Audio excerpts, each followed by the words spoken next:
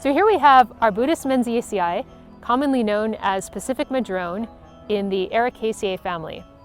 The scientific name, Arbutus, means strawberry tree in Latin, and that's probably in part because of the bright red fruits, even though it's not at all related to strawberries.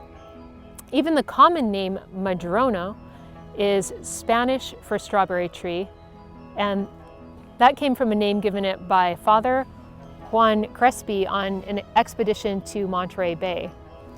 The species name menziesii comes from Archibald Menzies, who was a Scottish botanist, surgeon, and naturalist on Captain Vancouver's voyage of discovery back in 1790. Arbutus menziesii is native to western coastal areas of North America and ranges from British Columbia down into California. It's typically found on dry, sunny, rocky sites with coarse, textured soils from low to mid-elevation, and is often found in association with Pseudotsuga menziesii, or Douglas fir, or Quercus garryana, or Garry oak. In terms of the overall form of Arbutus menziesii, it's typically a small to medium-sized tree that grows up to about 30 meters or almost 100 feet tall and about 6 feet in diameter. The leaves of Arbutus menziesii are simple and alternate. They are typically oblong to oval and about 3 to 5 inches in length. They're fairly tough and leathery and are typically dark green above and then paler below. The margins can be entire or serrate, and in wet winters, this tree is very susceptible to fungal infections, which often will cause brown or black leaf discoloration on your Arbutus menziesii. It's also not that uncommon to find this somewhat reddish color within the veins of your Arbutus menziesii, and that can be a really important characteristic when trying to distinguish just the leaves from something like your rhododendron macrophyllum. So if you had just a leaf sample, that coloration is something you would never see on a rhododendron.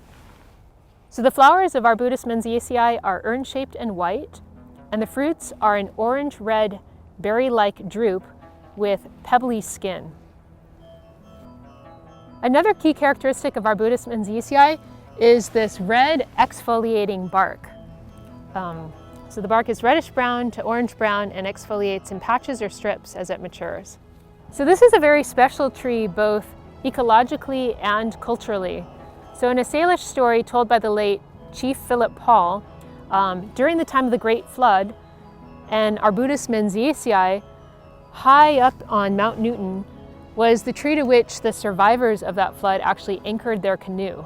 And to this day, certain cultures will not burn the species due to its sacred value.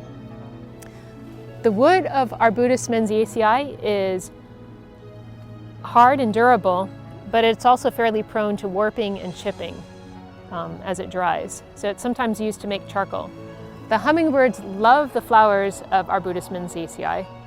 Ecologically, this is a drought-tolerant, fast-growing, and fire-adapted species.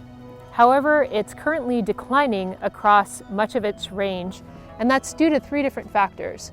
So one of those factors is fire suppression.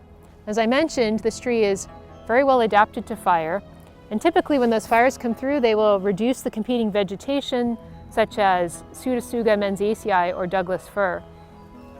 And then some of the mature trees may be able to survive.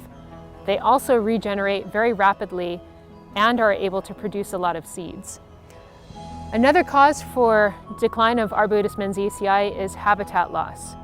So as lands that formerly supported Arbutus menziesii are transformed for other uses. And then finally, disease. So Phytophthora ramorum, or sudden oak death, is a type of waterborne pathogen that affects the Arbutus menziesii. It also affects species in the Fagaceae family, or the oaks, as well as the Ericaceae family. So Arbutus, even Vaccinium, another genus, are often affected by this Phytophthora ramorum.